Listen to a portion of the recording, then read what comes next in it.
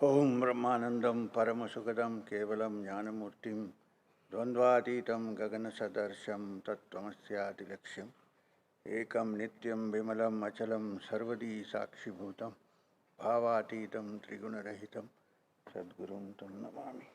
Om Sahana Bhavatu Sahanao Bhunaktu Sahaviryam Karavabhai Tejasvinavadi Tamastuma Vidvishabhai. Om Shanti Shanti Shanti. So, I'm not going to repeat yesterday's talk because today we got some time and I want to do something in 1 hour. Yesterday there were various things happening. So we will start straight away with the rest of the Katha Upanishad, but you'll have to understand that those who didn't come yesterday, that there is a simple introduction to it, which is that a rishi, Vajashravasa, performs a sacrifice called Vishvajit to attain heaven or to become the Lord of the Vishwam, the universe. Where everybody has a secret desire to be the Lord or the Lordess of the universe in this world.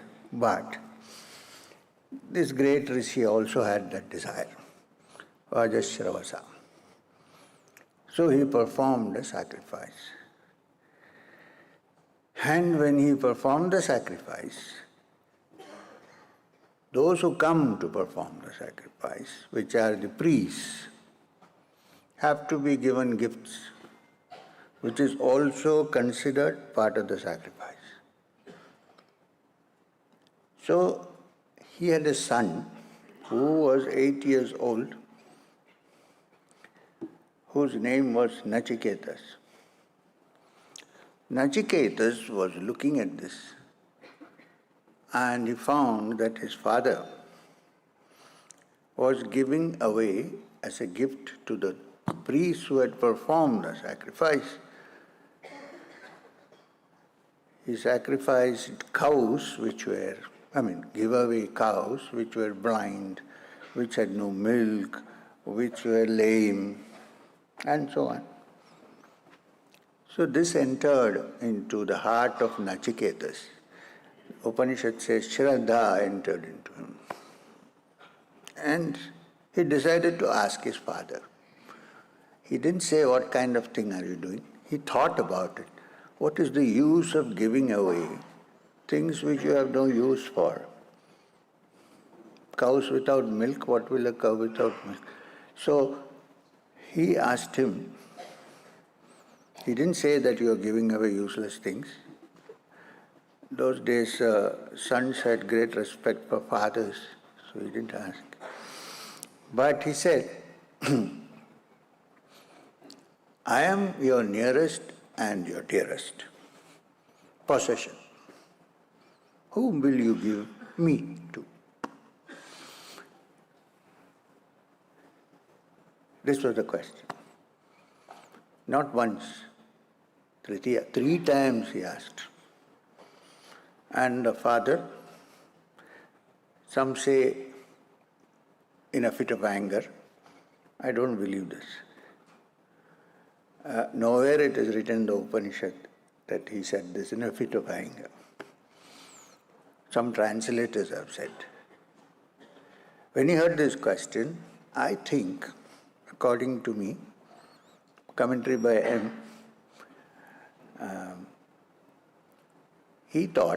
the father thought, this boy is now ripe to understand the greater mysteries of life. So, what better way to understand the mystery of life and death other than actually going to the Lord of Death, Yama? So when he asked him 3 times, the father said, I give you away to death. Now, because he was a great rishi, it immediately worked. And he found himself in Yamaloka, sitting in the great Lord of Death Yamadeva's outer office, waiting for Yamadeva. Now Yamadeva had gone to collect some other souls. This was instantly done and even he couldn't understand. So when he came back, 3 days, young Nachiketas with a shining face, full of inquiry, a brahmachari, still full of energy. He waited for 3 days, and when the great Lord of Death Yama came, he felt great remorse that this young man was sitting in my room, waiting for me. Nobody asked him, did you drink water? Are you rested? Did you eat food? Because the ancient Vedas say, Atiti Devo Bhava, God enters your house, you ask, have you had some water? You wash your feet, drink, eat some food, nothing was done. So Yama, being quite upset about it, remorseful about it, asked Nachiketas, I have done this, it's a great mistake, forgive me. For these 3 days of having waited for me, ask me for 3 boons, and I will give them to you. So, the first boon, Nachiketa said, when I go back, may my father not be angry like any simple little boy. May he recognize me and welcome me back into the household. Okay, Yama said, done. Second, he said, they say there is heaven, where people are not afraid of death, where you don't come. Your presence is not felt. They live a long life in heaven. What you should understand is that after heaven also one comes back. But interim period, there is great happiness there. Tell me what sacrifice should I conduct to reach that heaven? What is the name and how is that sacrifice done?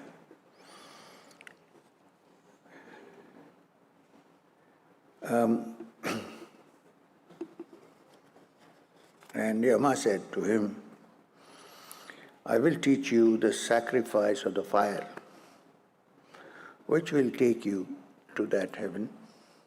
I will teach you what bricks to use and how to go there. Now, Shankara has not commented much on the bricks, but yesterday I was checking and I found one with Ramanuja and I noted it down somewhere. It says, Yo vapyetam brahmajnanatma bhutam chitim vidva chinute nachiketam sa eva bhutva brahmajnanatma bhutaha karoti yat ena punar na jayate. As a commentary by Ranga Ramanuja says, whoever conceives the sacrificial structure of bricks as the body of the fire born of Brahma and kindles it on the sacrificial fire called Nachiketas, he becomes one with the fire born of Brahma and performs the sacrifice by which he goes to heaven. Body itself are the bricks. How to set them up to perform this sacrifice, Yama explained to him. And as I said to you yesterday, the sacrificial fire is lit because the sloka used is that how does one overcoming the worldly life enter into heaven, which is in the secret place, Guhayam. And therefore, the secret place is none other than the heart, the secret cave of the heart, where the Supreme Being sits as Angushtamatra. And the fire is the fire that is lit in the Manipura, according to our tradition. When that fire is lit, that fire consumes all that is not required and then takes you to heaven. So Yama explained to him how it is done. So these were two boons.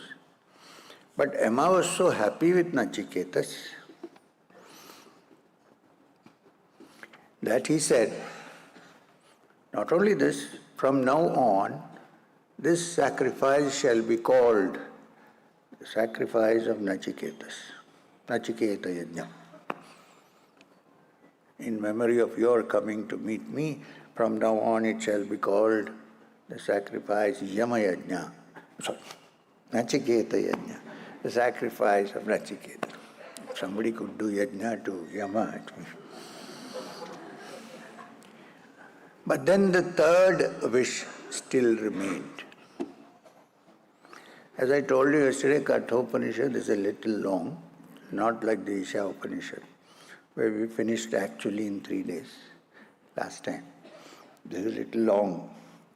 So I'm wondering if I have to go a little faster to complete as much as we can, whether I should drop the Sanskrit and do only the translation. That might save some time, although I would love to do this. There is no English word which sounds like it, unfortunately. But then it will take double time. One for the sloka, one for the explanation. So if you don't mind, where necessary I will come back to the Sanskrit, because some English words cannot explain. If that is okay, then we can go a little faster. Yesterday I was thinking in the evening, maybe I should have done that. Anyway, so here comes Nachiketa's third wish. Yeyam prete vichikit. Okay, we'll leave it. There is this doubt in regard to a man who has departed, who has left. Some say that he is not, it's over. Some say there is something.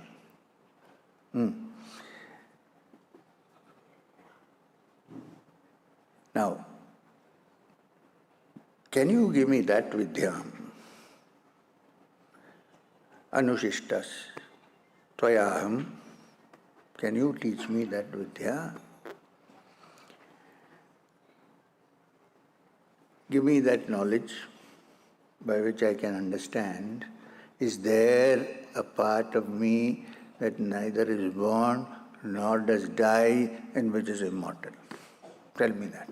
This is all I want to know. This is my third boon that I ask for, third varam. Of the boons, varanam esha varas tritiya. This is the third boon that I ask for you. Now this is interesting.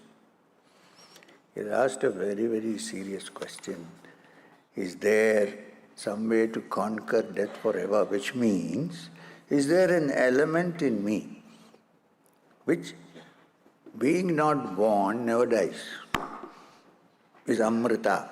Amrita means no mrityu, amrita. That not the sweet thing that you eat, that is also amrita. Amrita is a symbol of amritasya. And the ancient Vedas called human beings amritasya putraha. So, now Yama says to him, Yama is wondering, is this boy still qualified enough to know this truth? So he decides to tempt him, to find out if he is ready for it, if he is an apta, whether his only desire is for that or he is asking it for some other purposes, like magic, indrajal and so on. So Yama says to him, Deveratrapi vichikitsitam pura. Now he says, okay, even the gods of old had doubts on this truth. Oh, the gods of old, Indra, Vayu, everybody had this doubt.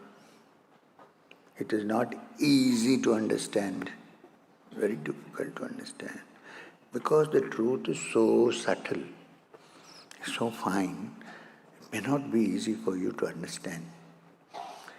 So choose another boon, Nachiketas. don't press me. Release me from this. Because he's already promised to give 3 boons. I promised you, can you release me from that one promise? Fine, ask for something else. This thing, even gods could not understand. It is so subtle, so don't ask me this. Yeah.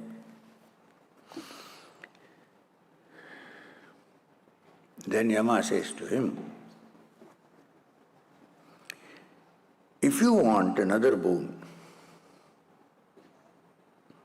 etat tulyamari manyase, if you equal to this, is there any other boon that you would like? Choose wealth and long life. Oh, Nachiketas, prosper on this vast earth. I will make thee the enjoyer of all desires. First temptation placed before Nachiketa. Don't ask me this. You want wealth? You want health? I think most people come to us only for that. Anyway, so health, wealth, fame, anything, ask. Don't ask me this. I will make thee, I guarantee, make you the enjoyer of all the desires of this world.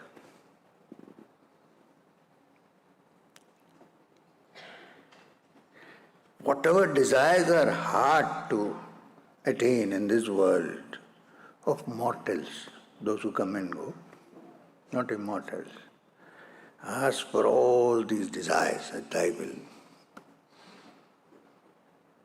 Here, take noble maidens with chariots and musical instruments. The like of them cannot be had by ordinary men. Saying, here is a bevy of beautiful damsels, take them. Here are chariots and musical instruments, the like of which human beings cannot even dream of. Here are helicopters and private jets. All these. Be served by these whom I give to thee, Nachiketas. Let them serve you like they serve you in Thailand.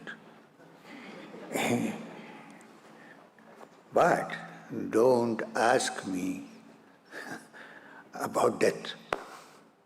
This is too much for me. Don't ask.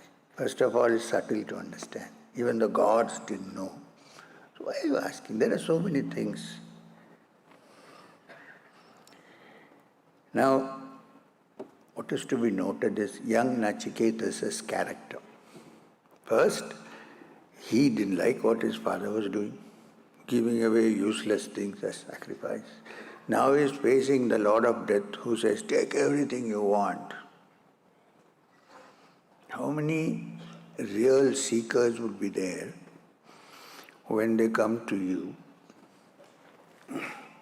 and you say, look, I can't give you moksha and all that, but I can give you a nice Mercedes, you take the keys. Here.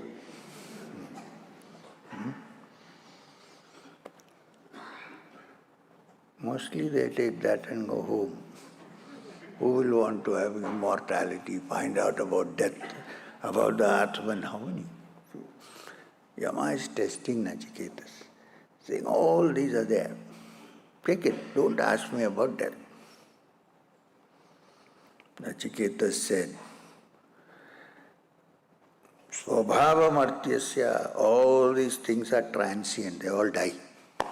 Whatever you are giving me, they are all transient. They wear out. Oh Yama, they don't last forever. The vigor of all the senses of human beings also wear out after some time. Right? When you are young, you are full of vigor. Sahaviryam karavavai. But that virya slowly goes off as you grow older. I don't want to go into the details. Many medicines are sold and so on, but it goes off. All life is brief. Nobody knows when it comes and when it goes. It's brief. So therefore, says Yama to Nachiketas, take your chariots, keep them with you. Brave boy, talking to Yama, the Lord of Death who looms before him, take your chariots. I don't want them. These are all dying out soon. The senses die out. So even if they don't die out, I cannot enjoy them. Take them away. Take your dance and your song with you. I don't want. Then, human beings, says Nachiketas, navittena tarpanyo manushyaha, is never content with wealth.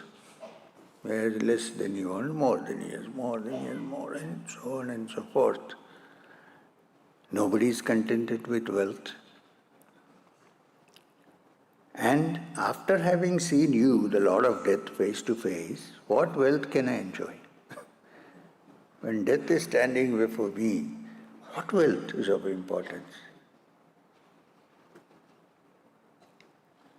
As long as you are in power, how long shall we live?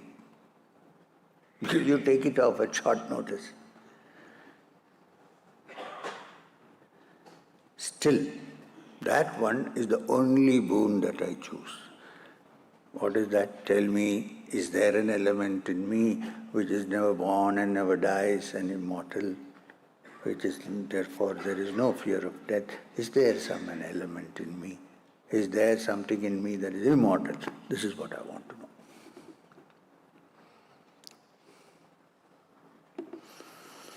Having approached the undecaying immortality,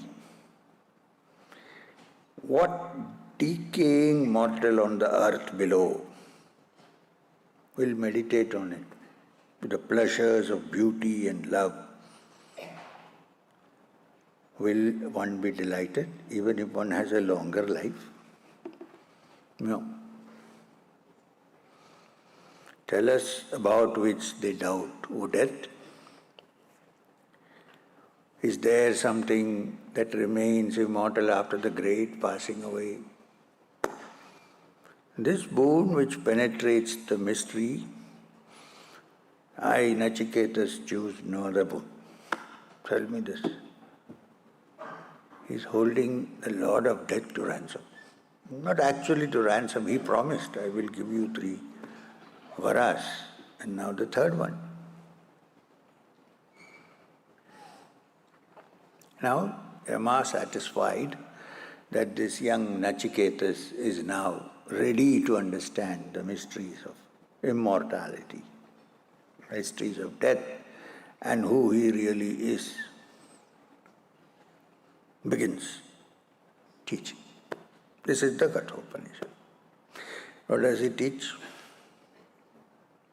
Anyat shrayo anyat uttaiva prayaste ubhe nanartha purusham sinitaha tapo shraya adadhanasya sadhu bhavati hiyate ahrita ya upratyo rinite.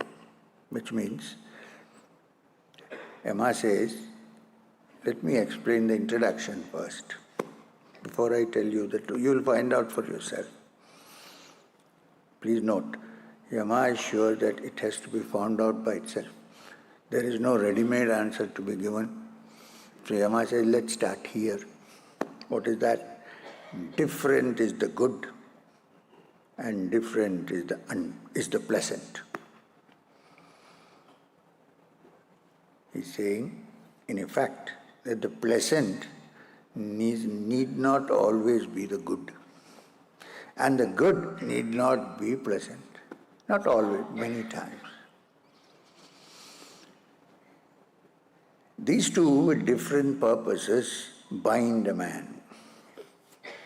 Both good and pleasant come before you in this world and they bind you. Choose between what is good and not what is pleasant. Sometimes the good is also pleasant, but the pleasant may not always be good. So, there are two things, the good and the pleasant. Choose the good as opposed to the pleasant, even if it is pleasant. Of these two, it is well for him who takes hold of the good, but he who chooses the pleasant fails in his aim. So when good and the pleasant are offered to you in this world, choose the good. Sometimes good is also pleasant. Sometimes good may not be pleasant. And the pleasant never is good generally. It takes you away from the good. So choose the good. This is the approach to find out about immortality.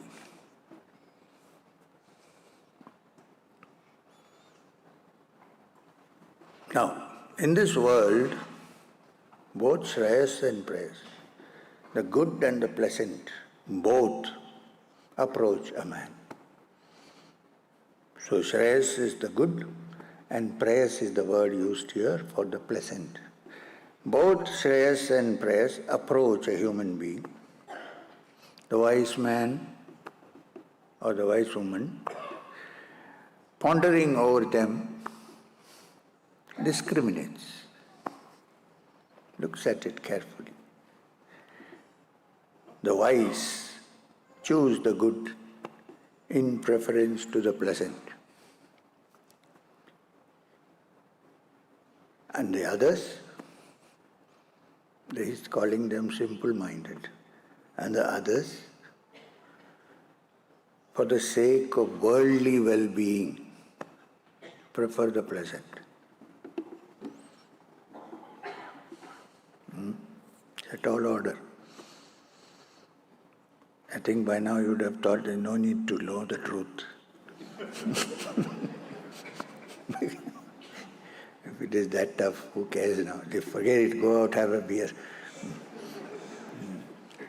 So, here you are. So both the good and the pleasant approach a man. The wise one, pondering over them, discriminates. The wise chooses the good in preference to the pleasant.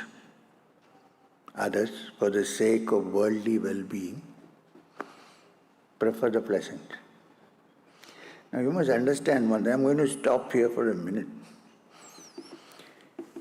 While it is true that the good is often not pleasant, and the pleasant may not always be good, please understand in the ultimate analysis, the good is the most pleasant thing that you can have.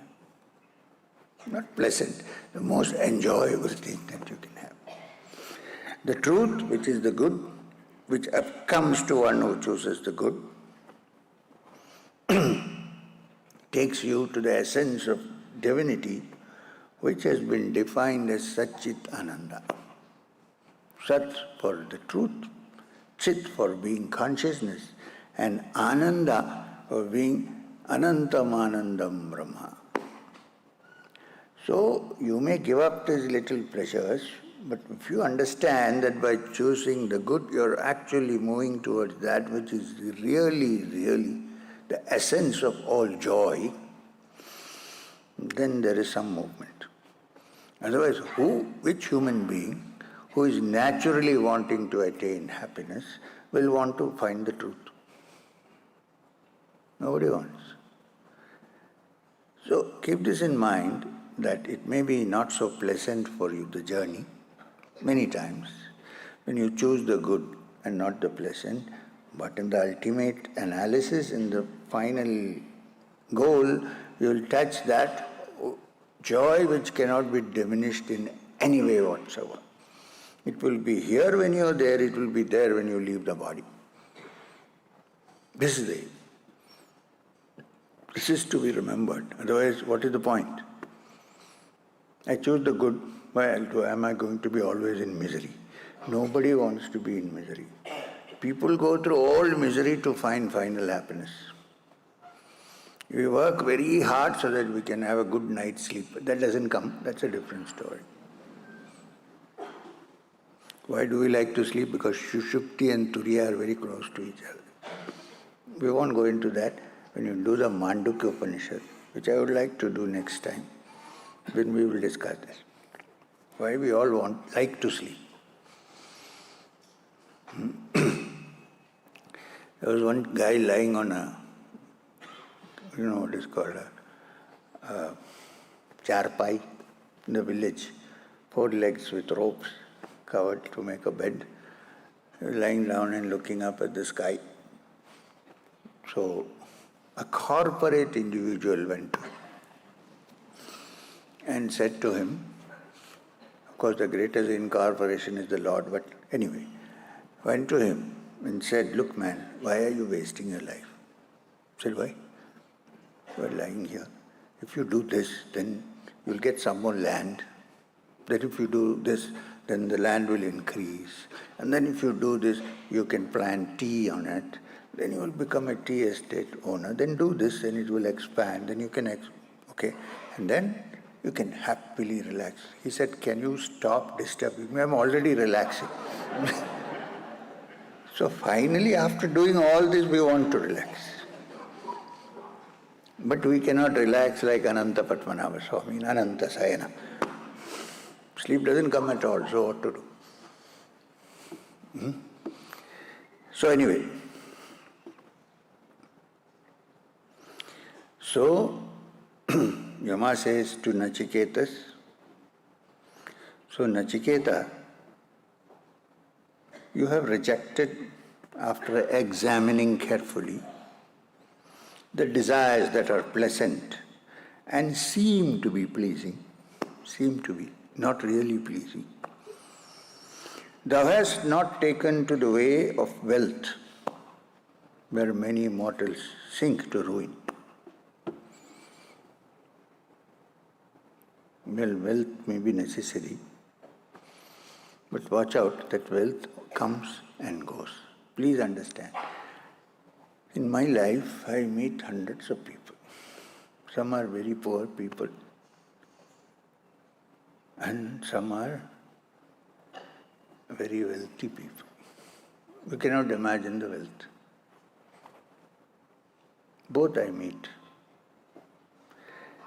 The poor man is unhappy, I understand, for due to various reasons, but not insecure. The wealthy man, he has everything. You would think they must be the happiest. They are not, because they're insecure. They don't know when it is going to go. I must tell you this.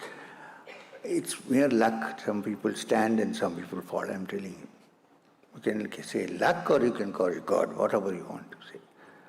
I met a very old gentleman once in Hong Kong who was owning many of the holiday inns there.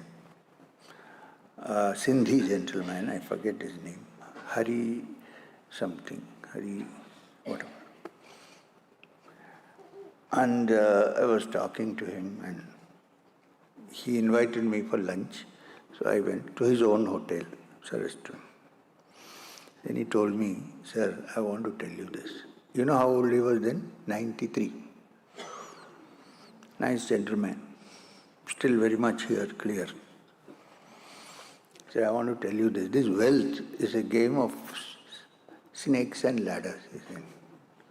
Sometimes it is down and sometimes you can do nothing about it. And he said, of course you have to work hard. But then, when I came to Hong Kong, there were other friends of mine who were working with me. We were tailors. We used to do what you call order in the morning, night delivery suits. There were many Americans and Englishmen at that time. We order in the morning, delivery taken in the night, making suits. He said, many people worked with me. They also worked very hard. They also delivered suits at short notice. I am sitting here, I don't know where they have gone and disappeared. course, he worked hard, no question.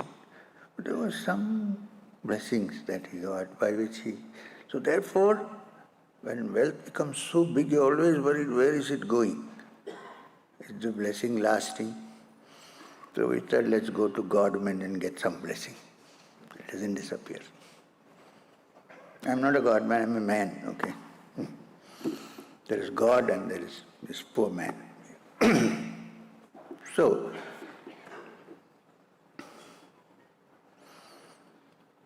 though you have not taken to the way of wealth, where many mortals sink.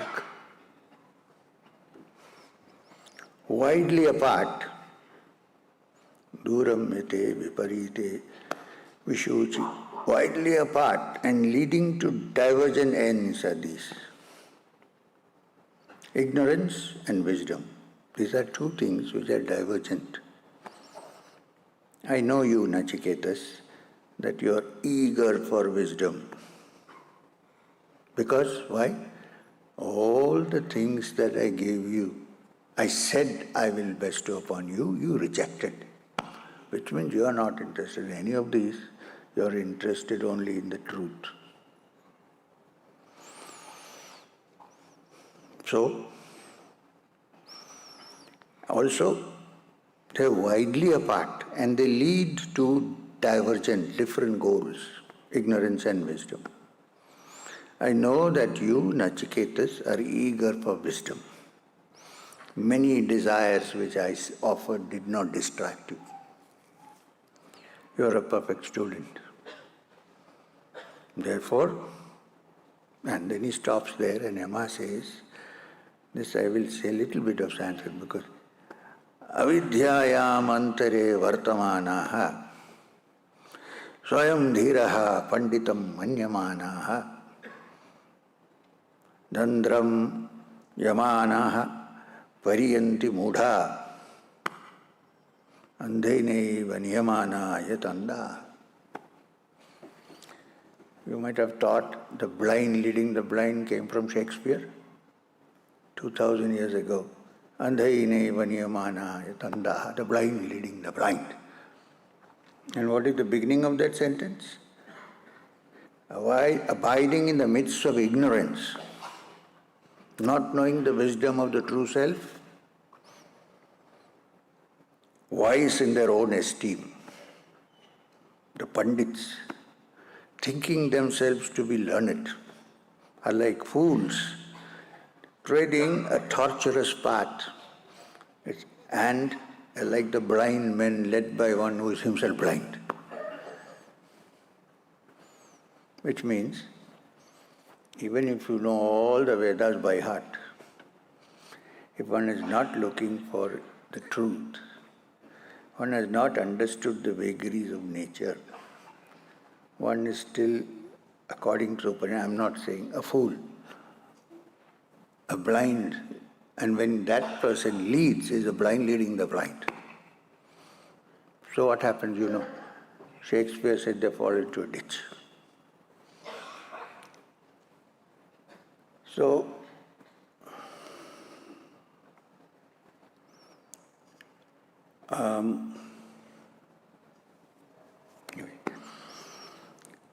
nasamparayaha pratibhuti.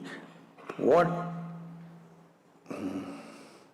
lies beyond the ordinary world shines not to the ones who are caught by this world, careless, deluded by the glamour, thinking only this world exists, there is no other. They fall again and again into my power. Yama is saying. Now I want to go to another Upanishad.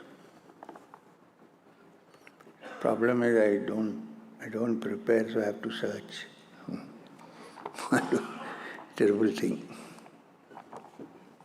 Where is the Mundaka Taittiriya Katha Prashno Upanishad? Sorry, Mundaka.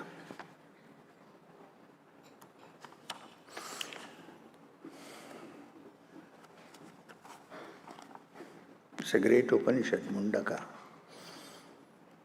which says that the path of walking the way to the truth is like Shurasya Dhara, like the edge of a razor, walking on the edge of a razor.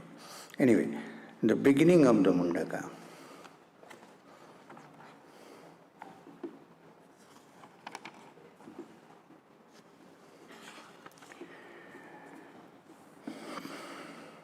Brahma arose as the first among the gods, maker of the universe, the protector of the world. He taught the knowledge of the Supreme Brahman, the foundation of all knowledge, to Atharvan, his eldest son. This is not important, we are coming there. Knowledge of Brahman, which Brahma taught to Atharvan, Atharvan taught to Angirasa. He in his turn taught it to Satyavaha, the son of Bharadvaja, and the Bharadvaja to the second Angiras, both higher and lower knowledge, two kinds of knowledge, higher knowledge and lower knowledge. Then what happens? Saunaka Havai Mahasat Angirasa. So Saunaka, the great householder, not a sannyasi, Saunaka, the great householder, duly approached the great sage Angirasa and asked him, through what being known? Kasminnu bhagavo vijñāte sarvamidam vijñātam bhavati iti. He asked him,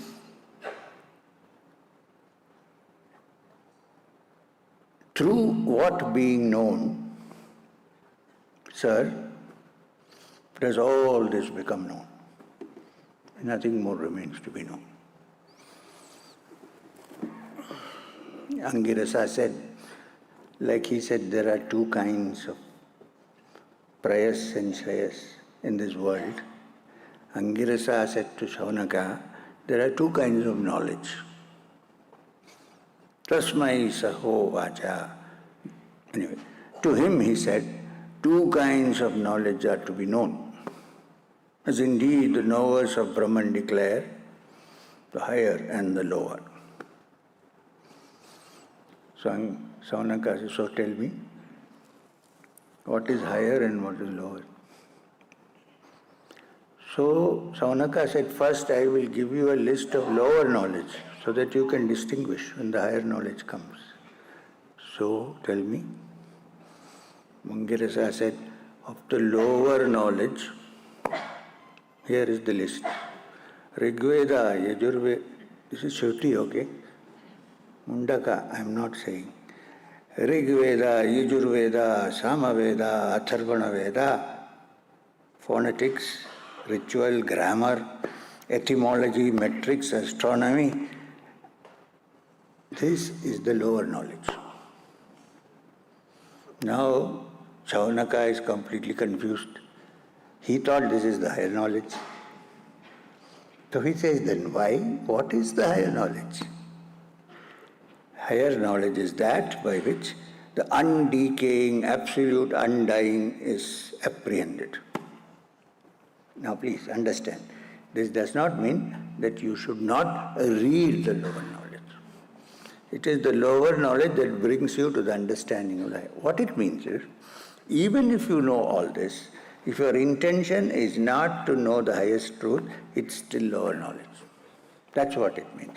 Now, this Mundaka Upanishad belongs to the Vedas. If I don't read it, how do I know what's written? It's not that.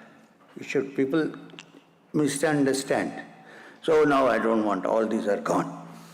Then I'm going to find the truth. How? These are the things that tell you what to do. But what you're asking is your intention. What do you want out of them? So anyway, I just wanted to say this because of this discussion here.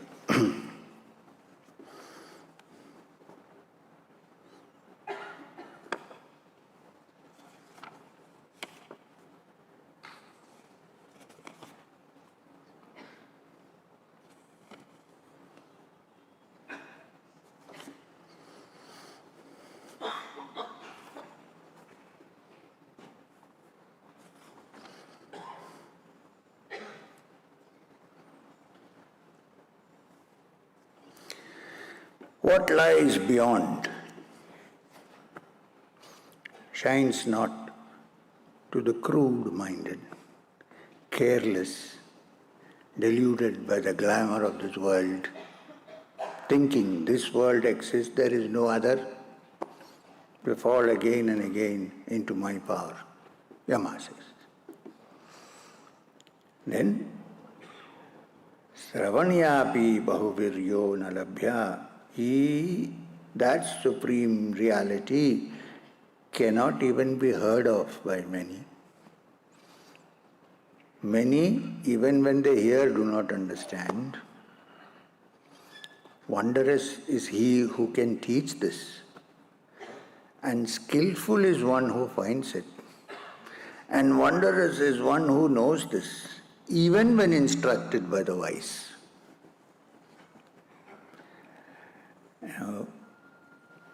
The Yama says to Nachiketa, this thing cannot even be heard by many. Now this is reflecting another Shruti, which is the Katha Upanishad. Yat vachana abhyutitam yana vag abhyutyate tadeva brahmatvam vidhi nedam yadidam upasate. Yad manasana manute yanahur manomatam tadeva brahmam tvam vidhi nedam yadidam upasate. Katha Upanishad, Shruti. Which means this, many do not even hear, cannot even be heard by many. Some, even hearing, do not understand. Therefore, if one can teach this, indeed is a wondrous person, not me, wondrous person who can try to teach this.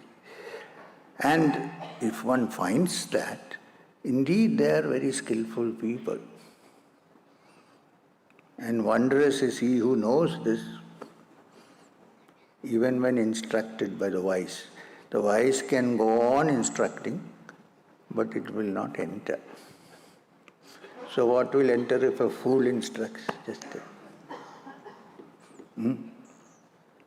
So I hide behind this sentence from the Upanishad, that he who knows not knows, and he who knows, knows not. I am happy.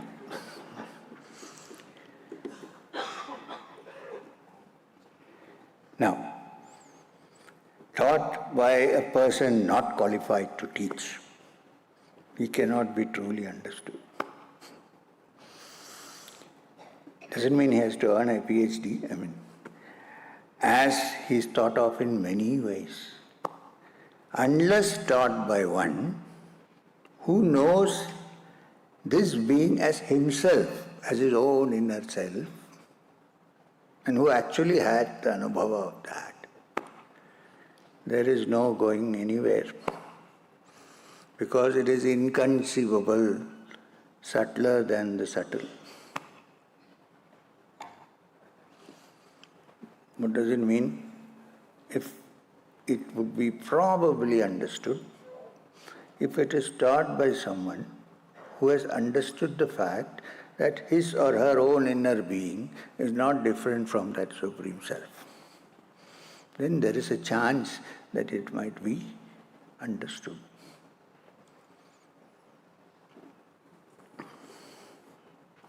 Otherwise, there is no going anywhere, because it is inconceivable and subtler than the subtlest.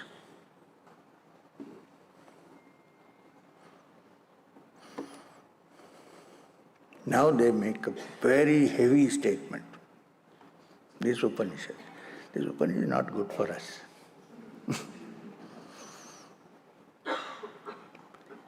Naisha tarke namatir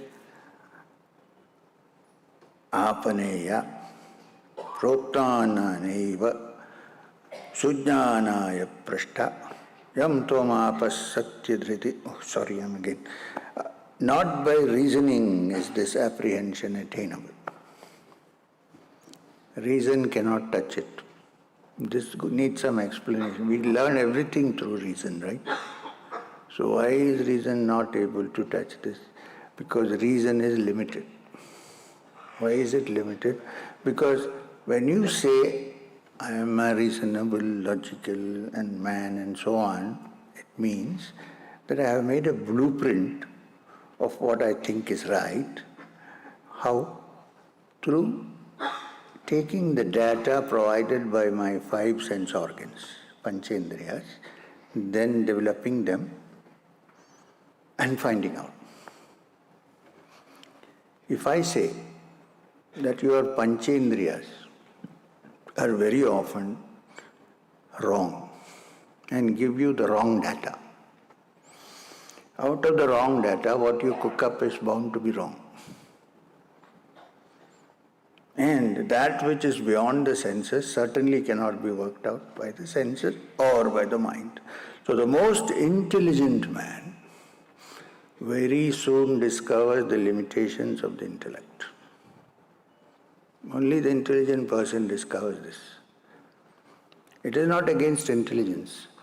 The one of sharper intelligence quickly discovers the limitations of one's intellect. Okay, it's like this. In olden times, we had a science called Newtonian physics. Everybody understood. The apple will fall down and so on. Every action has an equal and opposite reaction. Then science progressed and came to quantum science. When it came to quantum science, the most important theory became the theory of uncertainty. There everybody was certain at that time. In Newton, everything is... But today you need Newtonian physics for everyday life, I understand.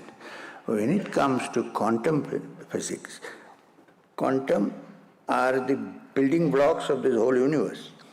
When you go there, your most current theory is the theory of probability or the theory of uncertainty. What is that? Now you should know that quantum, whatever, I don't want to say particles, because I may be proved wrong, quantum, whatever, cannot be seen even by the best microscope. Even an electron microscope cannot see it. How do you know it exists? Because of its reactions in a field, magnetic, electromagnetic field. It reacts, so you understand. So you are watching for the reaction. And you see a quantum, whatever, quark passing through. Oh, you see, this is a particle. It becomes a wave. You say, this is a wave. It's acting like a particle. So you don't know whether it is a wave or a particle. Which smallest part of this universe, from which this universe is created. There have been scientists who have gone to the extent of saying it probably depends on the observer. Not fully accepted yet. Dr. David Bohm was one of them. He said it's probably dependent on the observer. It changes from particle to wave and wave. So the ultimate theory today is an uncertainty theory. Right? So what did this Upanishad say?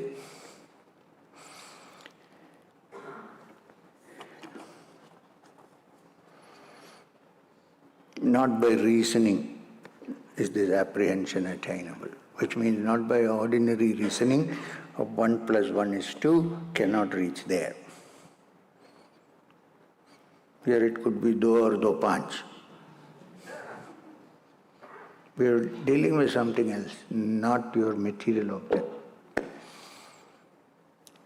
And but taught by another who has understood it, it is well understood. Now that you're going to obtain it, hold on fast to the truth. And Yama is touched. He says, maybe find another inquirer like you, Nachiketas. They are so rare.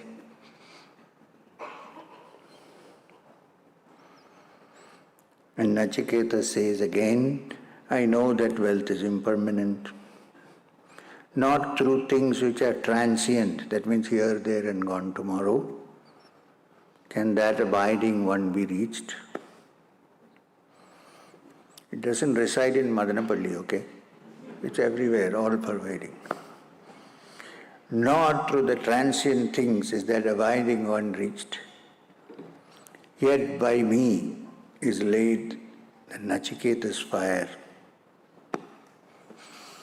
Impermanent means is listening and understanding what is being said, which again is conditioned. Shrotrasya shrunoti yana shrotramidam shrutam tadeva brahmam tvam vidvi nedam yadidam upasati. Katha Upanishad. So even though it cannot be grasped by hearing, yet by understanding what you said, by the impermanent, I have reached that which is permanent, which is that which cannot be heard, touched or understood by the ordinary mind.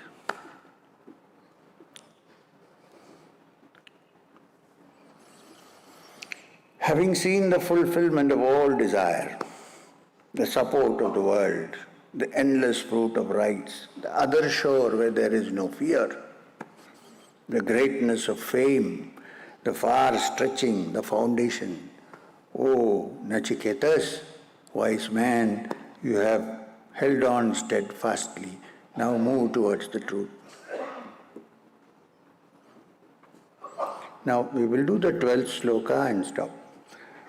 So till now the theory has been explained. One says all this is all right, you cannot hear, you can understand. Does one reach it at all? What is the use?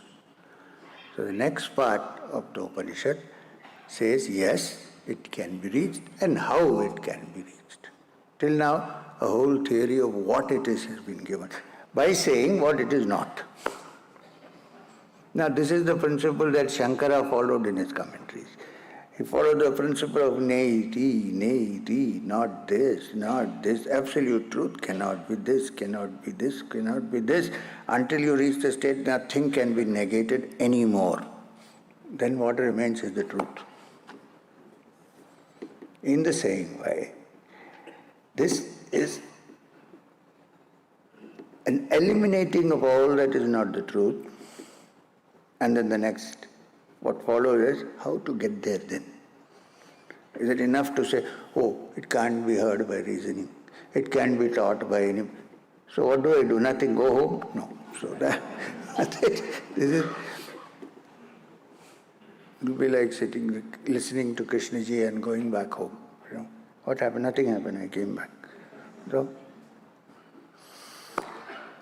now, incidentally, I am working on a book called The Upanishads and J. Krishnamurti, just to clarify a bit on these matters, kind of bridging the gap. Now,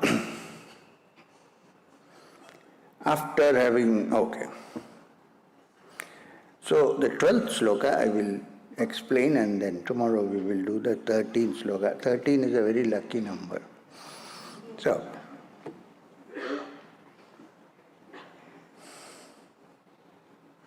now most of us will like this sentence, the beginning of this 12th. Tam durdarshanam. Durdarshan. Realizing through self-contemplation that primeval supreme God, supreme being, difficult to be seen, deeply hidden, but set in the cave of the heart. Dwelling in the deep, the wise leave behind both joy and sorrow and reach endless bliss. What? Realizing through self, no other way to realize except through self-contemplation, that primal supreme being, difficult to be seen with ordinary eyes, deeply hidden, set in the cave of the heart.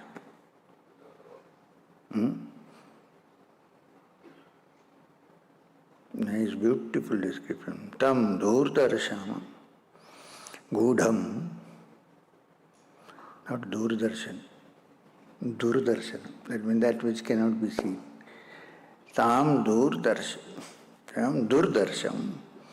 gudham, anupravishtam, guhahitam,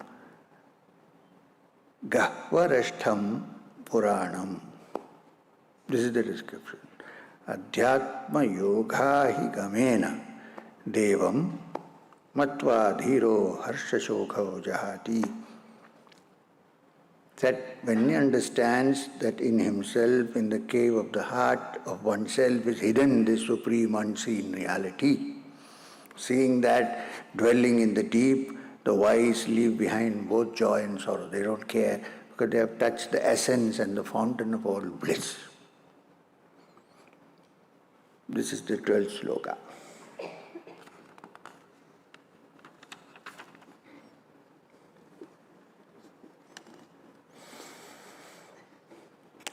Let's read off the 13 and tomorrow do the 14. I don't want suspense. So.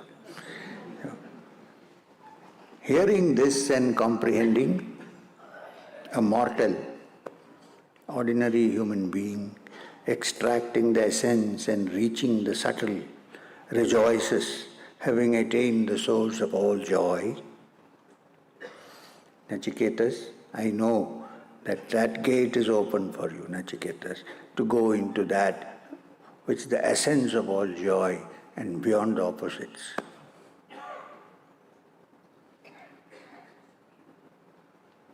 Then 14th, Nachiketa asks a beautiful question.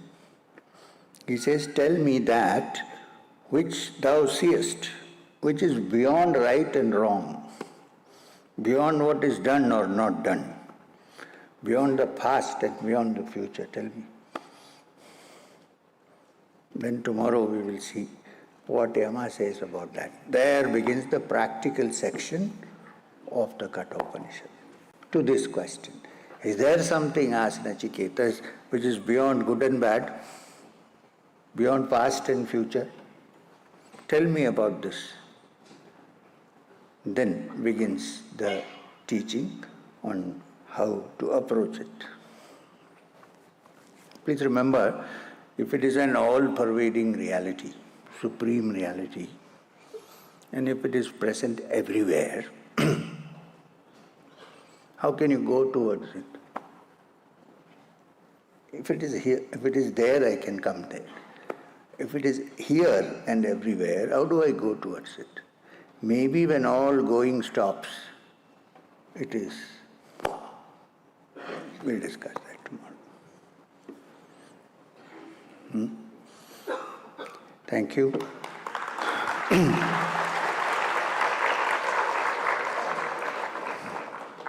Om Shanti Shanti Shanti.